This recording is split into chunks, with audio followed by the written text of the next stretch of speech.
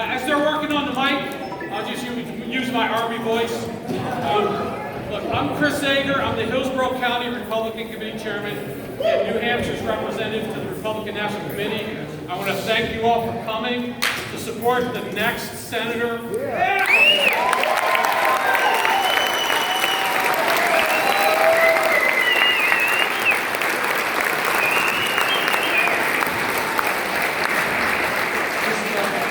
Just a few administrative announcements. First, I'd like to thank Keith Murphy for opening up his business for us.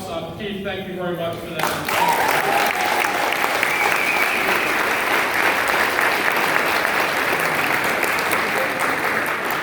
We encourage folks, if you'd like to get a sign for Don Bolduc, they have signs over in the corner on my right. And also, if you'd like to sign up in your town as a poll challenger, we've got sign-up sheets at the table at the entrance, and you'll get instructions on what to do properly on election day for that. And without further ado, I'd like to ask you to please rise for the invocation by Di Lothrop and remain standing for the Pledge of Allegiance by Keith Murphy. Thank you, Chris. It didn't start with gas chambers. It started with one party controlling the media, one party controlling the message, one party deciding what is true, one party censoring speech and silencing the opposition, one party dividing citizens into us and them, and calling on their supporters to harass them. Let us not repeat history and turn a blind eye. Let us push back against the Democratic leadership who continue to spew their lies. Dear Lord, we ask your help to watch over General Don Bolduc and all of our New Hampshire candidates who are working hard to restore the Christian values that our founding fathers used to create this great nation. We pray for your guidance and let us all unite behind our common bonds of the Constitution. Amen. Amen.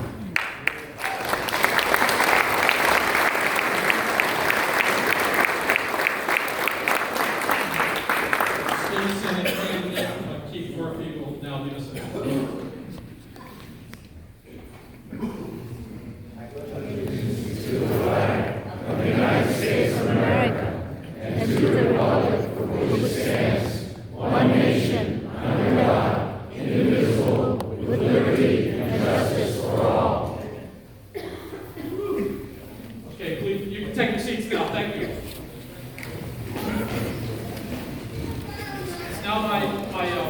Privilege to invite up for a few remarks.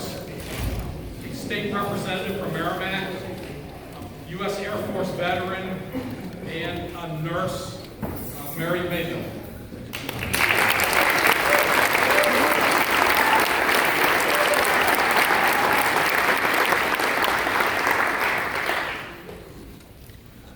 My name is Dr. Mary Mayville. I'm here to set the record straight about General Don Bolduc and women's issues. Money has been pouring into our state that continues to paint Don Bolduc as anti-woman, anti-choice, anti-abortion. As a military veteran, I'm offended at that. He has said over and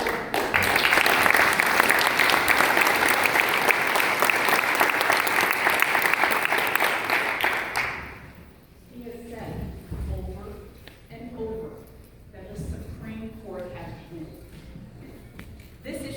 back to the states where it belongs. It's right where it should be. Here in New Hampshire, your citizen representatives made that law. New Hampshire is one of the more liberal states that allows a woman to choose what to do to her baby up to 24 weeks of pregnancy. And as a former neonatal intensive care nursery nurse, I can tell you we're going to continue to take care of those 24-week babies.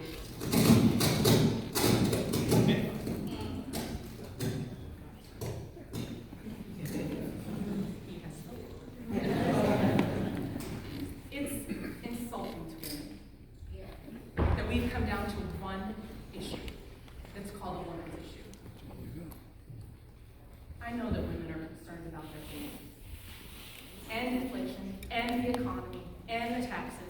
We want to secure a future for our children and our grandchildren. The idea that women have separate issues is clearly a diversion, and frankly, I find it condescending. And ladies and gentlemen, I've had enough. We've had enough.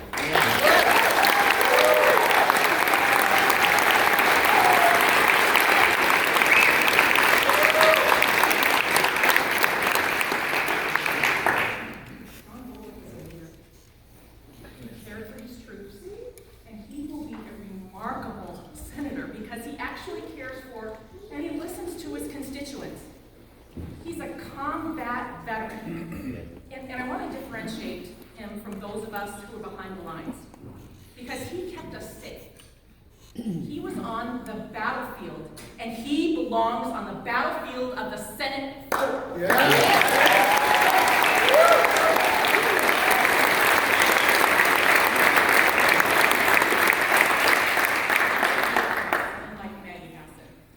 Ours is a really vital seat here.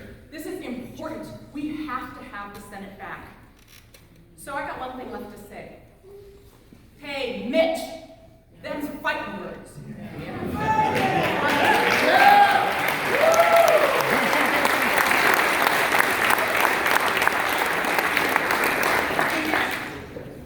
Where's the camera? Hey, Mitch, while you were sitting in your big, safe, plush office, that man was on the battlefield, fighting for our country. He is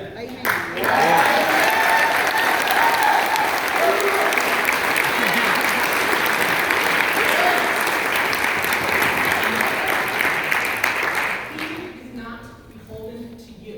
You are beholden to him.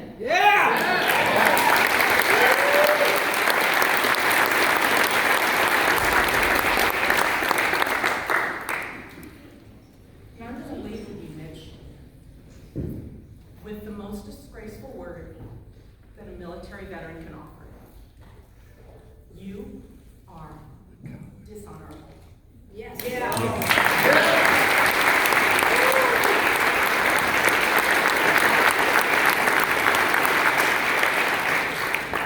General Holder, I'm challenging these good New Hampshire citizens to make up the shortfall with whatever their personal means might allow. And my husband Mike is here tonight, and here's our $100. Sorry, my husband. We're not going out to eat this month.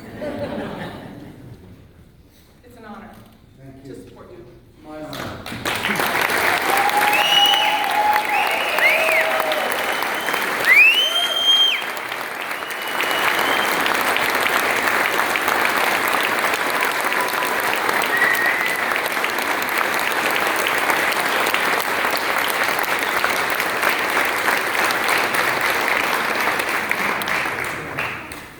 Thank you, Mary.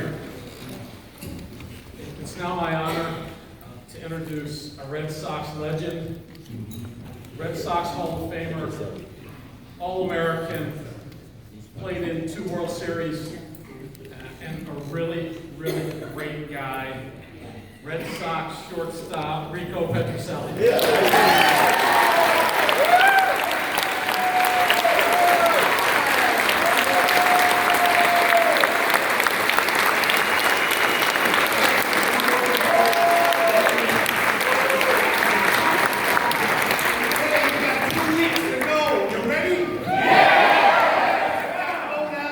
People out there, this man's gonna win. He's special.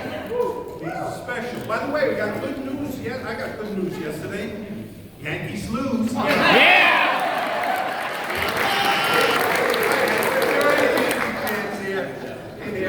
not sorry. But I gotta tell you, as a husband, father, grandfather, I'm very worried about this country as you are. You know, I had a whole list of things that have gone wrong with the Biden Marxist regime. And I said, you know, this will take about a half hour. We don't really have that much time. Look at all the areas, what's happening. The inflation, of course, crime, open borders, drugs coming in. It goes on and on. And, you know, even before I met the general, I was watching, and I do watch War Room and a lot of the conservative podcasts, and people know what they're talking about. I mean, this is incredible. It's insane if you think about it. They want to destroy our country. If you want to, I'm sure you feel the same way. Years ago, when you were younger, you never thought something like this could happen here. But I tell you how I met Don.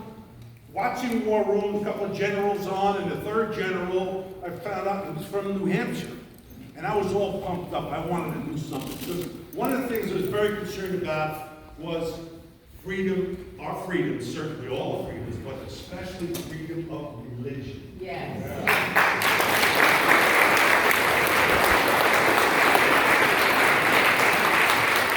Christian, they were going to take my rights away. They're going to come after me and the other people in churches, which they have done, by the way. And I said, what can I do? Dear Lord, let me do something. Let me help out there. So the general, he's from New Hampshire. I said, I got to do something with him. So I touched, where's Di? She here? She's here. I called Di. I'll get you the phone number. I said, thanks so much, Di.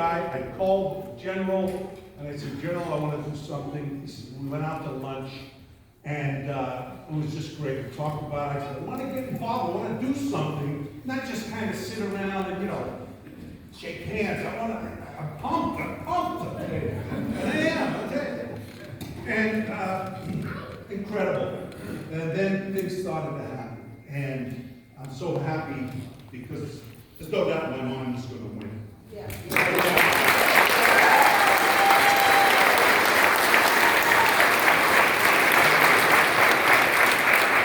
He really is a hero. But not just militarily. He was a hero, militarily, we know that. But as a person, people, they talk about what he did in the military, and it was fantastic. But he's a very bright guy. He really is. No, looking at him.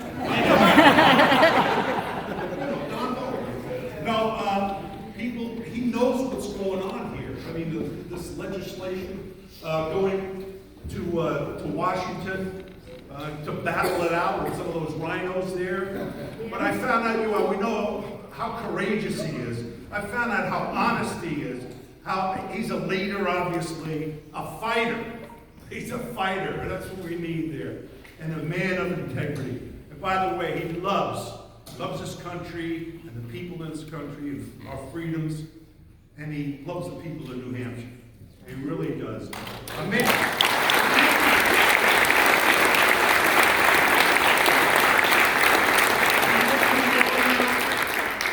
He has tremendous energy. It wouldn't be going out 3-4 different locations throughout the state. I wish I had that much energy now and still be playing. Well, the over 70 league. But he wants to get our freedoms back. And there's another hero in the family. And I know from baseball wives, we went on the road. They had to take care of the kids. And there's a special lady here, Sharon Bulldog. Thank you.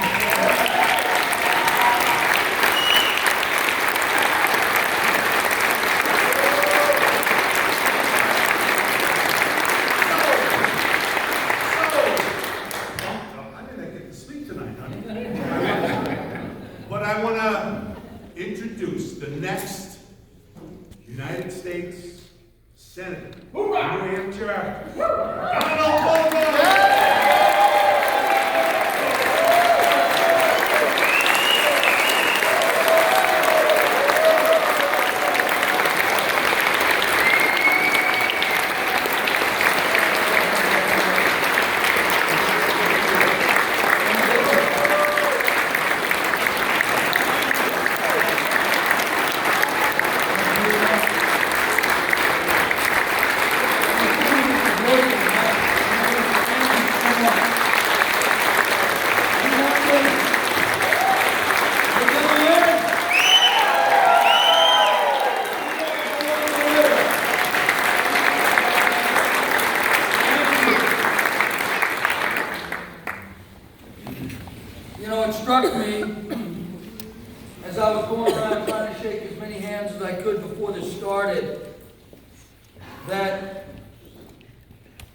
Tonight, in Nashua, Senator Hassan is having a closed-door exclusive fundraiser with Cory Booker.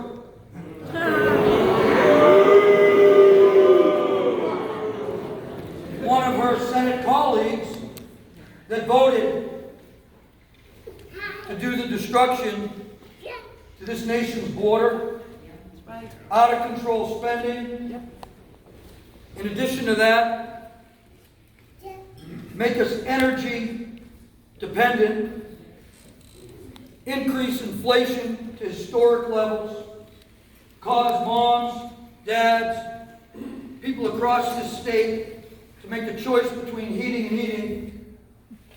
And together, they're standing in an exclusive invitation, closed-door fundraiser, patting each other on the back for all the damage that they've done to the people of this great state, how they've hurt people across this nation, how they've increased crime, how they've increased the opioid crisis, increased the human trafficking, have defunded our police, have changed the narrative of our police from one of honor to one of dishonor. It's absolutely unforgivable. And I don't know how, I just really don't know how they can stand there and look at each other and think that what they've done to us is the right thing. Lock them up! I don't know how.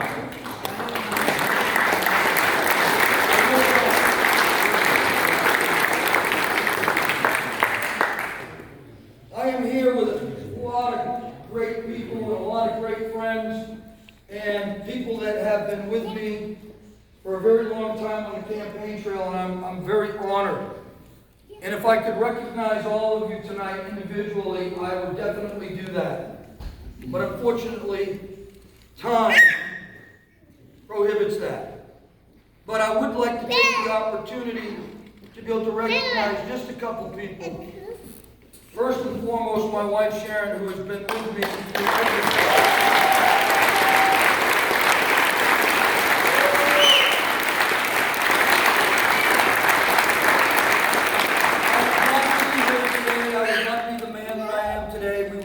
The strong 3 boys that we have, the wonderful grandchildren we have, if it wasn't for my wife Sharon. And I love you with passion, and thank you very, very much for what you do.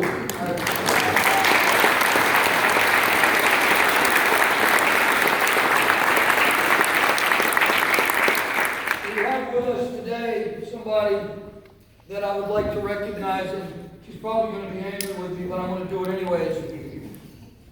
And that is Kelly Pitts, who is the mother of New Hampshire's Medal of Honor recipient, Ryan Pitts. Kelly, thank you.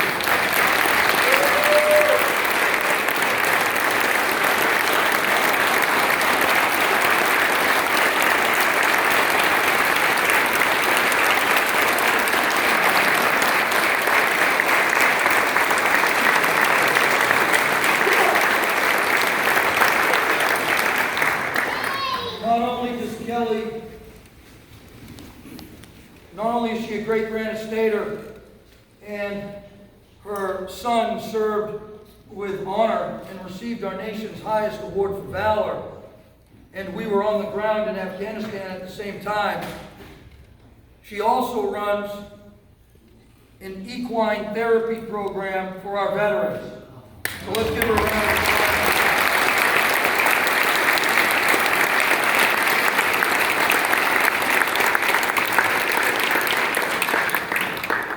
Honored to be in the presence of 2 gentlemen and their families and their friends in the Asian community, specifically Vietnamese community, who were in prison during Vietnam. This gentleman here is going to turn 90 years old.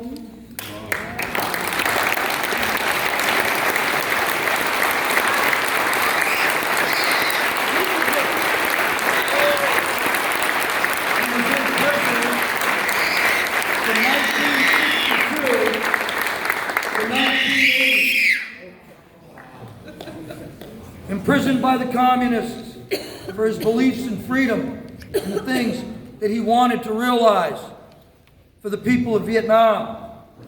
And he's surrounded by family, and he's surrounded by those that served as well.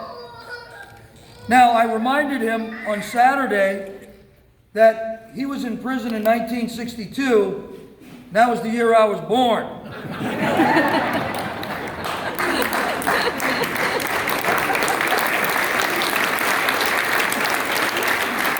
And to put it in perspective, he was released in 1980, and I graduated from high school in 1981. So, thank you. And thank you for being an American.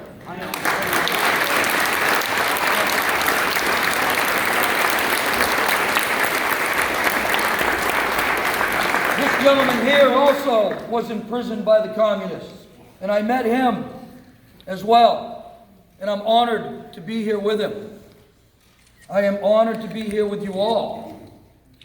And I know that you are great Americans. Yep. And I am glad that you know what it takes to be free. Yep. And you also know that America, through its current politics, is heading in the wrong direction. The caution signs are in the rearview mirror. They've laid the groundwork for us to move closer and closer and closer to socialism and communism. And you are active in warning us to prevent that from happening. And if it's not going to come from Americans in Washington, D.C. that we elected to serve there, it certainly needs to come from one that you can elect that's going to carry that message there. So thank you.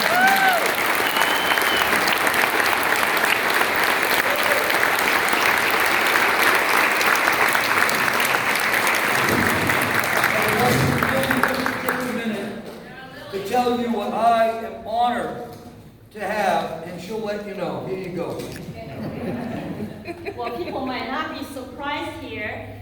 General came to our potluck, aging American Coalition, New Hampshire. We are this #2 largest minority group in New Hampshire, 3%.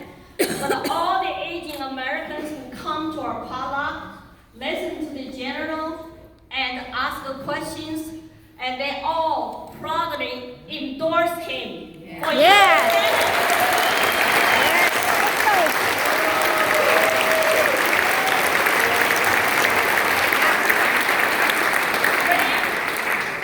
most of those members are from all over the world, came to America, achieve American dream. And we need a hero like him more than ever to save America. Yes.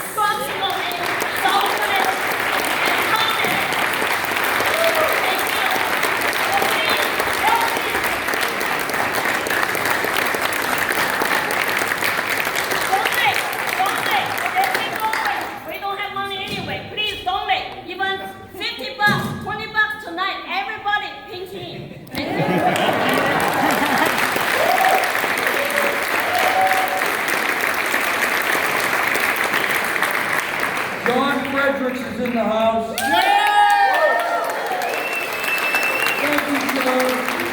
Thank you very much for supporting the campaign, for being one of the first to come out and recognize me as an American First candidate, as someone who wants to work hard for this country, wants to bring our values back, our principles back, and reinvest in our constitutional republic.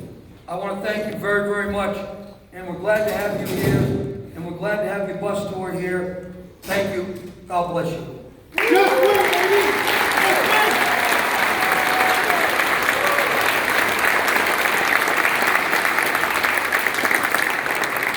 Well, I am just so honored for this opportunity to be here and to be your United States Republican nominee for the United States Senate. It's an honor. And I want to tell you that I am going to conduct myself in Washington, D.C. as our founding fathers intended. And that is for our senators to your senator, to be your ambassador in Washington, D.C., to be your conduit to getting things done for you in the United States Senate. Not for special interests, not for lobbyists, not for the wealthy political elite who have agendas that are moving us further and further away from the values and principles of our Declaration of Independence, our purpose document, the document that gives us everything that we need to know about how we are supposed to conduct ourselves as Americans, how we are supposed to treat each other, how we are supposed to respect each other, how we are supposed to take God-given rights. God-given rights. These rights He gave to us, and then protect them.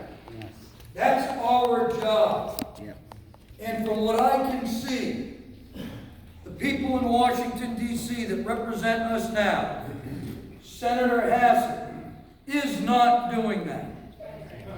She is more interested in special interests and lobbyists and a wealthy political elite and their agendas than she is in serving granite status. And you don't have to go very far but to look at her voting record and follow her 20-year political career. As a state senator, she grew government and continuously tried to raise our taxes and make our lives more expensive. As governor, she did the same thing. And as U.S. Senator, she has done the same thing. She has hitched her wagon to President Biden's failed policies 100% of the time, and the Democratic Party's and Chuck Schumer's policies 96% of the time. That leaves very few percentage points committed to you. And that needs to be reversed. And I intend to go down there beholden to no political party, even though I may represent the Republicans, beholden to no person.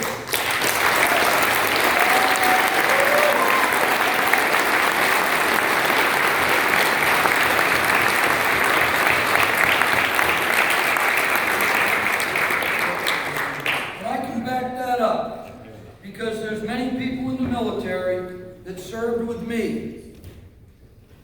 And when I was their commander, I took care of them. I took care of my service members. I defaulted to what was right for them first and their families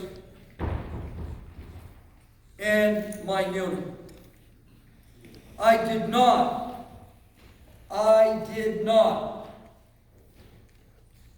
follow the policies, the orders, recommendations, or anything else that came from my superior general officers that would harm my unit or the men and women and families that I was responsible for. I did it professionally. I did it respectfully. I did it knowing that it would have negative consequences on my career. But I did not care. The next star, the next job did not matter to me if my service members didn't have the resources they needed to do their jobs. Their families didn't have the support that they needed when their family member was deployed. That they didn't have the mental, physical, and spiritual help when they needed it. I made sure, above all, that they were taken care of. I put them before me. I put them before my family, and my wife can attest to that. I will do the same to you.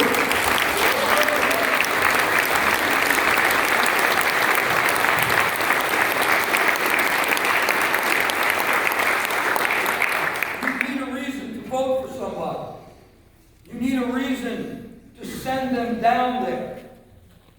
You have to know from me, from my heart, that I will not waver from that responsibility. And I know that that responsibility is an awesome one. And that God gave us the opportunity and the experiences to kind of craft me in a way that I can do that for you. I am you. I am part of you. I come from you. I'm not above you. They think they're above you. They have taken their position and used it to benefit themselves and not benefit you. That's wrong.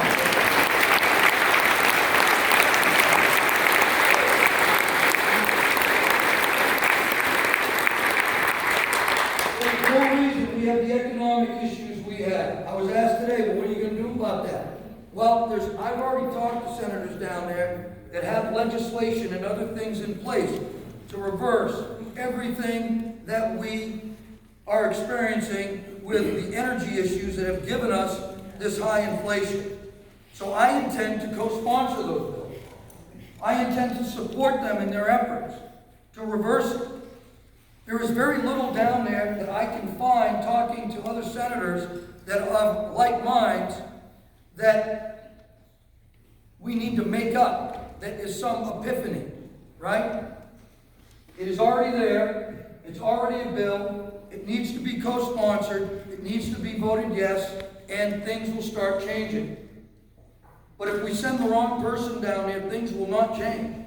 And we need to get that message out. She intends on doing the same old thing that she's been doing for nearly 6 years. And that is confirmed in the way she's conducting this campaign. She's hiding from me. She came out of her bunker today to do a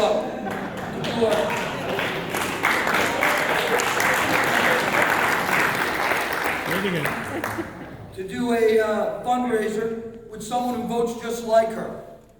I brought Tulsi Gabbard to this state to show you.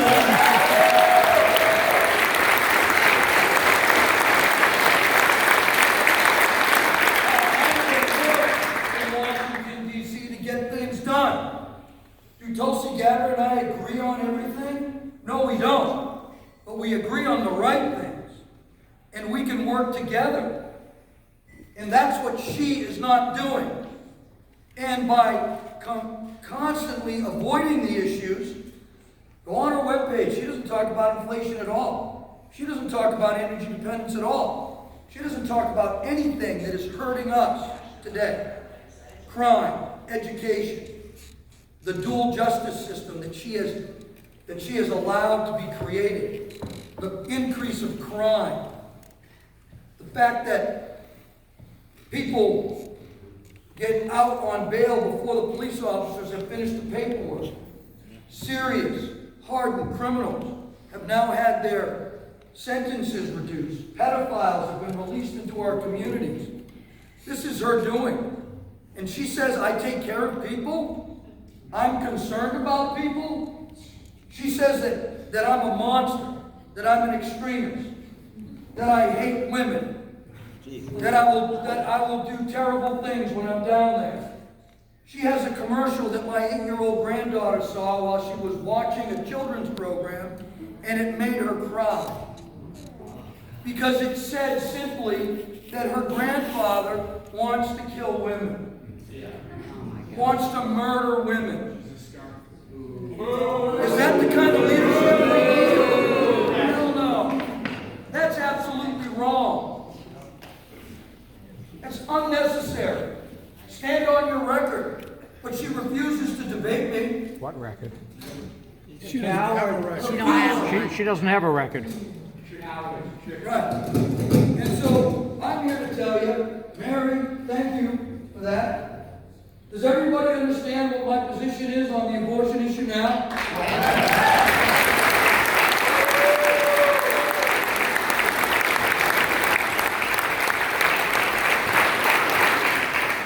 Here's is a message of driving fear and uncertainty and control.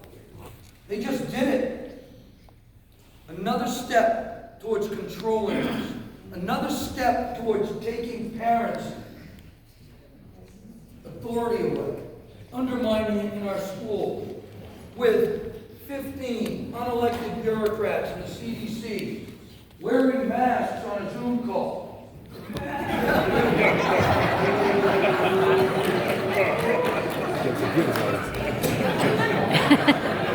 It's like driving down the road with a mask on in a car.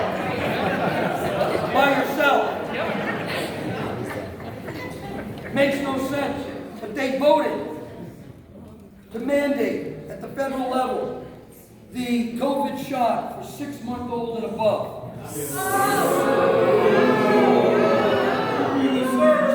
Unacceptable. I will fight that. It will not happen.